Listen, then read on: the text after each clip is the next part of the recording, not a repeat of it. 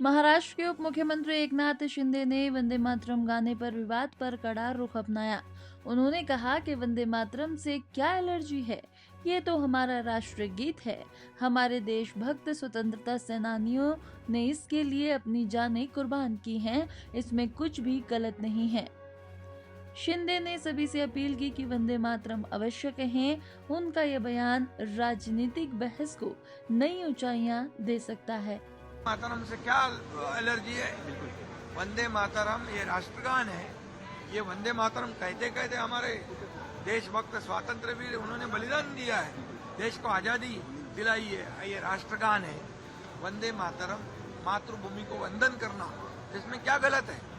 और इसलिए वंदे मातरम सभी लोगों को कहना है। राहुल गांधी का कहना है कि यूएस डील में भारत सरकार ने भारत माता को भेज दिया है। शिंदे साहब, परभनी में जिस तरह से मुस्लिम मेयर बिठाया गया, क्या हिंदुत्व की और मराठी की बात करते थे, लेकिन वहाँ पर जहाँ मौका मिला वहाँ मुस्लिम उन्होंने। अरे बाबा, 2019 में उन्होंने जब बाला साहब ठाकरे जी के विचार छोड़ दिए, इसलिए तो हमने सरकार बदल दिया।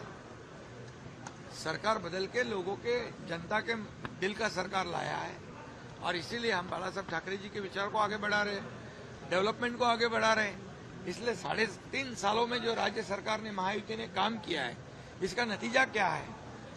हम महायुति विधानसभा में 1 साइड जीत गई, नगर परिषद में जीत गई, महापालिका में जीत गई, अभी जिला परिषद में जीत गई।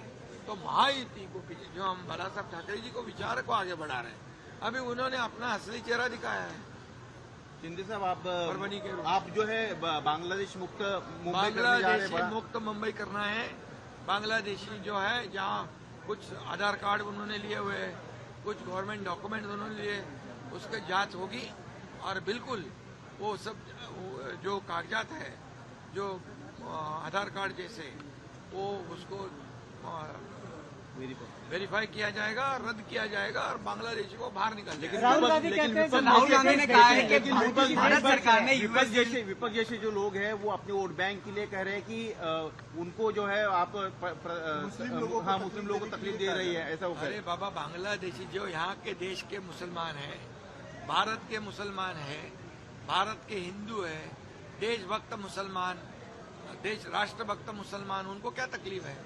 उनको यहाँ पर हिंदू देशभक्त है, मुसलमान देशभक्त वो हमारे हैं, लेकिन बांग्लादेशी जो है हमारे नहीं है। तो बांग्लादेशी को यहाँ से निकालना है, ये सभी लोगों ने सहयोग करना चाहिए। राहुल गांधी का कहना है कि यूएस ट्रेड डील जो हुई है उसको लेके भारत सरकार ने भारत माता को भेज दिया। मैं इस पे कल डॉक्टर श्रीकांत शिंदे, इसने सदन में इसका जवाब दिया है, लेकिन मैं इतना कहना चाहता हूं कि आदरणीय देश के प्रधानमंत्री नरेंद्र मोदी जी ने ये तीसरी बार प्रधानमंत्री बने हो। 2014 के पहले का अब याद करो, कितने स्कैम, 2G स्पेक्ट्रम, कोयला स्कैम, चारा स्कैम, कॉमनवेल्थ स्कैम, कितने स्कैम, कितने गिनाऊं? मैं पूछता हूं, जब कौन सी सरकार थी? यूपीए गवर्नमेंट थी, कांग्रेस की गवर्नमेंट थी। आज 2014 के बाद प्रधानमंत्री मोदी जी के ऊपर एक भी ब्लॉट लगाने का हिम्मत किसने किया है? एक भी दाग लगाने का हिम्मत किसने किया है? इस भारत को आगे बढ़ाने का काम वो कर रहे हैं। ये 4थे नंबर पे हमारी अर्थव्यवस्था लाई है, ये 3रे नंबर पे लाने की कोशिश हमारी है। प्रधानमंत्री जी को, देश को आगे बढ़ा रहे हैं, इसलिए उनको तकलीफ है।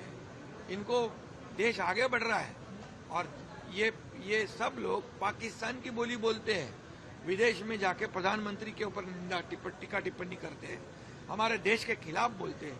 ये कैसी देशभक्ति है? ये कौन सा देश प्रेम है? और इसलिए इनके बयान की मैं कड़ी निंदा करता हूं और निषेध करता हूं। सर, निशिकांत दुबे ने उनकी मेंबरशिप कैंसिल करने की मांग की है राहुल गांधी की। मैं इतना ही कहूंगा कि ये जो आरोप लगाया है, ये उनके जमाने में यूपीए गवर्नमेंट ने कई बार ऐसे बयानबाजी की है कि देश विरोधी बयानबाजी की है, और ये भारत को आगे बढ़ाने का काम, भारत को आर्थिक महासत्ता बनाने का काम, भारत को आत्मनिर्भर बनाने का काम आदरणीय प्रधानमंत्री मोदी जी करते हैं, इसलिए उनके ऊपर ये आरोप लगाना उचित नहीं है। मैं इतना ही कहूंगा कि ये इनको अधिकार नहीं है। जिन्होंने इतने, राजीव गांधी जी जब प्रधानमंत्री थे वो खुद कहते थे कि केंद्र सरकार का 1 रुपया जो जब राज्य सरकार के पास जाता है, भारतीय नागरिक के पास जाता है, तो जाते जाते 15 पैसे हो जाता है। मतलब 85% करप्शन। अब बंदा रुपया जहां से केंद्र सरकार मोदी जी भेजते हैं, वो पूरा बंदा रुपया ये लोगों के खाते में जमा होता है। इसलिए मैं ये कहूंगा कि मोदी जी का नेशन फर्स्ट है, और ये अपोजिशन वाले जितने बोलने वाले हैं उनका करप्शन फर्स्ट है। मोदी जी का क्या है? नेशन फर्स्ट, और जो बोलने वाले, आरोप लगाने वाले का करप्शन फर्स्ट। सर